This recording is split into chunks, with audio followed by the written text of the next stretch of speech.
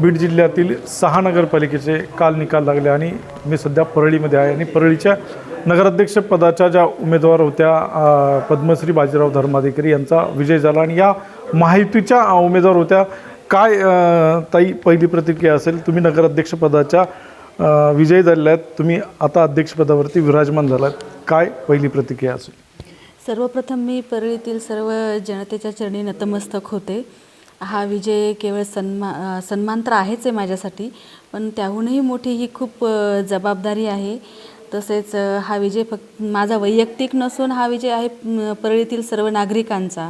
तसेच हा विजय आहे माझ्या सर्व सहकाऱ्यांचा आणि आमचे दोन्ही खंबीर नेतृत्व आदरणीय धनंजयजी मुंडे साहेब आणि आदरणीय पंकजाताई साहेब मुंडे ह्या दोन्ही दमदार नेतृत्वांचा हा विजय आहे. या विजयासोबत आलेली जी जबाबदारी आहे ती जबाबदारी पूर्ण प्रामाणिकपणे पार पाडण्याचा माझा प्रयत्न असेल. ताई, या विजयाचं श्रेय कोणाला जातं आहे आणि कशा पद्धतीने ही निवडणूक झाली आणि हे श्रेय कोणाला जातं नेमकं? निश्चितच या विजयाचं श्रेय परळीतील समस्त जनतेला जात आहे आणि त्याचबरोबर आमच्या महायुतीचे आमचे दोन्ही नेतृत्व त्यांना या विजयाचं श्रेय जात आहे. आणि त्याचबरोबर माझे पती माजी नगराध्यक्ष श्री बाजीरावजी धर्माधिकारी यांना देखील या विजयाचं श्रेय जात आहे. तसेच आमच्या संपूर्ण धर्माधिकारी कुटुंबाला आणि त्यांच्यावर असलेल्या विश्वासाला हे श्रेय जात आहे. ज्या पद्मश्री बाजीराव धर्माधिकारी यांचे पती माझ्यासोबत आहेत. भैया, कशी निवडणूक झाली आणि काय वाटतंय? आज तुमच्या पत्नी नगराध्यक्ष झाल्या, त्या अगोदर तुम्ही देखील नगराध्यक्ष होता.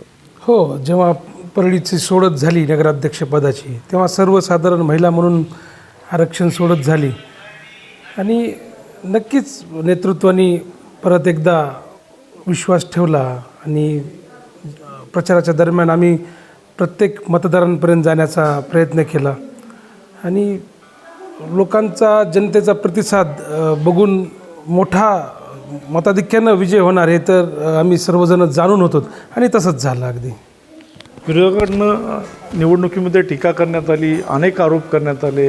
परळी शहराचा विकास खुंटला आहे, त्यामध्ये भ्रष्टाचार झाला आहे, बोगस मतदान देखील केलं जातं आहे, असे देखील आरोप केले गेले.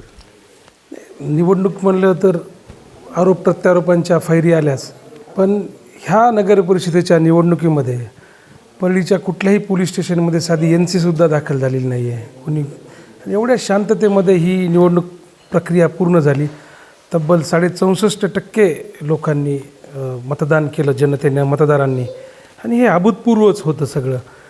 आणि विरोधकांच्या आरोपांना आम्ही उत्तर देण्यामध्ये वेळ घातलाच नाही, कारण विरोधक काय म्हणतात यापेक्षा परळीची जनताला काय वाटतं हे आमच्यासाठी महत्त्वाचं होतं आणि आम्ही तेच केलं. या ठिकाणी बजरंग सोनवणे तळ ठोकून होते. परळी शहरामध्ये अनेक प्रभागामध्ये त्यांनी सभा देखील घेतल्या, पण त्या प्रमाणात त्यांना ते यश मिळालं नाही. याकडे कसं पाहतो? मुळात आपल्या बीड जिल्ह्याची किंबहुना महाराष्ट्रातीलच खासदारांची जी परंपरा आहे, एक लोकसभेतील सदस्य आहेत, सार्वभौम सभागृह आहे, तर त्या गरिमेला शोभल असं काम त्यांनी केलंच नाही. कारण महाराष्ट्राच्या इतिहासात पहिल्यांदाच घडलं असेल की एखादा खासदार 1 महिना तळ ठोकून एखाद्या स्थानिक स्वराज्यासाठी गल्ली फिरतायत, कुठं घरकुलांचे वचन देत आहेत, कुठं नाली बांधकाम करूया. आणि त्यांनी तर खरं तर त्याच दिवशी आम्ही एका वक्तव्याचा निषेध करणार होतो त्यांचा, की आमची जी परळीची सिमेंट फॅक्टरी आहे इथे आलेली, तर ती सिमेंट फॅक्टरीच बंद करू म्हणाले ते. म्हणजे जी रोजगार देणारी एक मोठी फॅक्टरी आहे आणि तीच फॅक्टरी बंद करतो म्हणून त्यांनी जाहीर सभेत सांगितलेलं. खरं तर खासदारांनी रोजगार आणले पाहिजेत, केंद्रातून अनेक योजना रोजगार आणले पाहिजेत. उलट हे रोजगार बंद करणारे पहिलेच खासदार आम्हाला वाटले आणि त्यांनी असं का केलं? महिनाभर फिरूनसुद्धा त्यांना यश आणलं, लोकांनी नाकारलं. कारण ते एक अपघाती खासदार म्हणून सगळ्यांनी स्वीकारले, ते आता सिद्ध होते. ते काय कार्यक्षम खासदार नाही आहेत, ॲक्सिडेंटल मेंबर ऑफ पार्लिमेंट आहेत, असं आमचं मत आहे. यामध्ये या निवडणुकीमध्ये जे नगराध्यक्षपदासाठी निवडून आले आहेत, सगळे नगरसेवक निवडून आले महायुतीचे, यामध्ये श्रेय कोणाचं आहे आणि हा वाटा कोणाला जातो? तुम्ही श्रेय कोणाला देता? श्रेय परळीकर जनतेला आहे, कारण जे परळीच्या बदनामीचं षडयंत्र गेल्या अनेक दिवसापासून राबवलं जात आहे, त्यात धनंजयजी मुंडे साहेबाला जास्त घेरलं जात आहे. आणि हे परळीचेच आमचेच सहकारी अचानक उमेदवारी मिळून तिकडे जातात आणि त्या कुठल्या तरी ह्या हस्तक होतात, ह्या बदनामीचे षडयंत्र जे रचायचे त्यांना, त्यांचे हस्तक होऊन ते आरोप करतात बालिशपणाचे नेतृत्वावर. आणि हे सगळं श्रेय परळीकर जनतेला आहे आणि खंबीर दोन्ही नेतृत्वांना, धनंजयजी मुंडेसाहेब, पंकजाताई आणि पूर्ण जनता आणि आमचे महायुतीचे सर्व पदाधिकारी, आमचे सर्व बूथ कमिटी, सर्वांना हे श्रेय जातं. मग ही बदनामी कोण करतंय? तुम्ही आता म्हणालेत की आमच्या नेत्यांना आणि परळीला बदनाम करत, कोण बदनाम करतंय? मुळात हे राजकीय वैर असतं, पण धनंजयजी मुंडे साहेबांच्या बाबतीमध्ये हे वैर फार जास्त वैरत्व दिसत आहे. एकंदरीत एक 7-8 लोक आहेत, पण आम्ही त्यांचे नाव घेऊ इच्छित नाहीत, सगळ्यांना माहिती आहे. पण ते का करत असावेत याचं कारण नाही. कारण धनंजय मुंडे साहेबांनी एवढं सॅक्रिफाईस त्यांच्या राजकारणात पण झालेलं आहे आणि कुठेतरी एक नेतृत्व तयार व्हायला अनेक संघर्षातून पुढे यावं लागतं आणि ते सहज सोपं नसतं. पण हे नेतृत्व टिकवलं पाहिजे आणि हे नेतृत्व मोठं करणं ही परळीकरांची जबाबदारी आहे आणि ती परळीकरांनी जबाबदारी स्वीकारलेली आहे. विरोधकांनी निवडणुकीमध्ये भ्रष्टाचार झालेला आहे, परळीमध्ये परळीचा विकास झालेला नाही जो व्हायचा त्या प्रमाणात, असे देखील आरोप केलेले आहेत. काय यावर तुम्हाला? परळीकरांनी मतदानाच्या रूपातून उत्तर दिलेलं आहे. आता 4 वर्ष प्रशासकीय कार्यकाळ होता, तिथे नगर परिषदेची बॉडी नव्हती, काही कामं प्रलंबित निश्चित होती आणि जर काही त्यांच्याकडे भ्रष्टाचाराचे आरोप होते, मुद्दे होते, तर त्यांनी ते डॉक्युमेंटरी काहीतरी केलं पाहिजे होतं. नुसतंच आरोप करून उपयोग नाही आहे. कशात काय भ्रष्टाचार झाला हे सप्रमाण सांगितलं गेलं पाहिजे असं मला वाटतं. काय विजन असेल येत्या 5 वर्षाचं आणि परळीच्या शहरासाठी, आणि काय नवीन एखादी योजना असेल किंवा परळीकरांच्या भौतिक सुविधेसाठी ती उपयोगात येईल?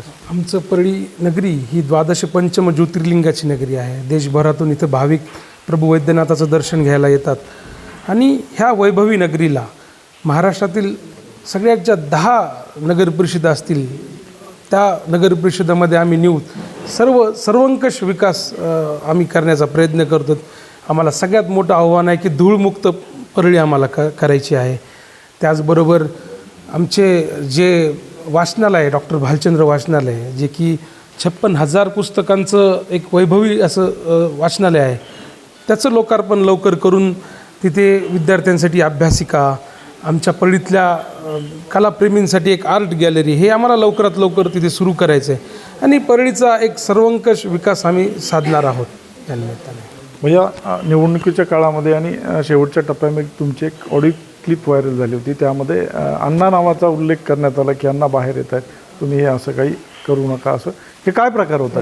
ती क्लिप माझीच होती. निवडणूक झाल्यानंतर मी, माझा एक सहकारी आहेत मस्के म्हणून, जे की अण्णाभाऊ साठे नगरला राहतात, आणि त्यांनी निवडणूक लागायच्या वेळेस त्यांनी दुसऱ्या पक्षात प्रवेश केला तुतारीमध्ये. तर मला निवडणूक झाल्यावर एक संवेदना वाटली की आपण 20 वर्ष सोबत आहोत. आपल्या साठेनगरमध्ये साहित्यरत्न अण्णाभाऊ साठेचं स्मारकासाठी, सभागृहासाठी 5 गुंठे जागा तिथे नाथ प्रतिष्ठानच्या वतीने आम्ही तिथे घेत आहोत आणि या सगळ्या पुढाकारामध्ये ती सगळे आमचे सहकारी तिथे होते आणि त्यातील एक सहकारी गेला. तर मी विचारणा एका दुसऱ्या सहकार्याला केली, तर ते म्हणले की त्याचं असं म्हणणं आहे की जगमित्र कार्यालयात तिथे वाल्मिकांना असायचे आणि सहकाऱ्यांना सांभाळून आता कुणी तिथं दिसत नाही आहे सांभाळणारं. म्हणजे त्या मुन्ना मस्केच्या जीवनात कुठंतरी वाल्मिक कराडांबद्दल एक संवेदना होती आणि म्हणून मी त्याला एक पक्षप्रमुख म्हणून आश्वस्त केलं की इथे टीम आहे सगळी आणि निश्चित तुमचे ज्या काही दैनंदिन तुमच्या अडचणी असतील त्या आम्ही जरूर सॉल्व करू. हे आश्वस्त करण्यासाठी मी त्याला एक खाजगी संवाद होता, ॲक्च्युली तो माझा प्रायव्हेट कॉल होता, पण त्याचं वेगळ्या पद्धतीनं सादरीकरण केलं गेलं, पण ते पण सगळ्यांनी ओळखलं की त्याच्यामध्ये काही नव्हतं. 2 म्हणजे एक पक्ष वरिष्ठाचा आणि एक सहकार्याचा तो संवाद होता, ह्याच्या व्यतिरिक्त त्याच्यामध्ये काहीच नव्हतं. तर त्यामधून तुमची बदनामी करण्याचा प्रयत्न केला आणि हे कुणी करण्याचा प्रयत्न केला? नाही, विरोधकांनीच केला ना अर्थात. म्हणजे त्यांनी खुदा पहाड निकला चुहा असं झालं ना. त्यांनी प्रेस घेतली, भराभरा सगळ्यांना बोलवलं, काय तर क्लिप काय होता त्या संवाद. एक सहकारी आमच्यापासून जेव्हा विभक्त होतो तर त्याची एक मन जाणून घेण्याचं, कारण मी संघटनेतून पुढे आलेला व्यक्ती आहे. 9 वर्ष मी परळीचं शहराध्यक्ष म्हणून काम केलेलं आहे. मी युवा मोर्चात शहराध्यक्ष म्हणून काम केलं आहे. नगराध्यक्ष म्हणून माझी कारकीर्द आहे. माझी 3री टर्म झाली. मला संघटनेबद्दल आपुलकी, कारण त्या संघटनेनंच आपल्याला इथपर्यंत आणलेलं आहे.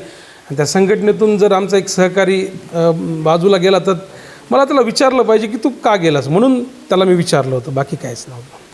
हे होते बाजीराव भैया धर्माधिकारी आणि त्यांच्या ज्या पत्नी आहेत त्या नगराध्यक्षपदाच्या नियुक्ती आता झालेली आहे आणि त्या नगराध्यक्षपदावरती विराजमान झालेल्या आहेत. येत्या काळामध्ये जो विकास आम्ही करू, परळीच्या भौतिक सुविधेसाठी अनेक प्रकल्प असतील ते हाती घेतलेले आहेत आणि ज्या बहीण भावांमुळे ही निवडणूक यशस्वीपणे पार पडली आणि महायुतीच्या उमेदवार आणि नगराध्यक्षपदाची जिम्मेदारी आता त्यांच्यावरती धर्माधिकारी पती पत्नीवरती आता दिलेली आहे, त्या विश्वासाला आम्ही पूर्णतः पात्र ठरू. लोकशिवाय मराठीसाठी दीपक जाधव, बीड.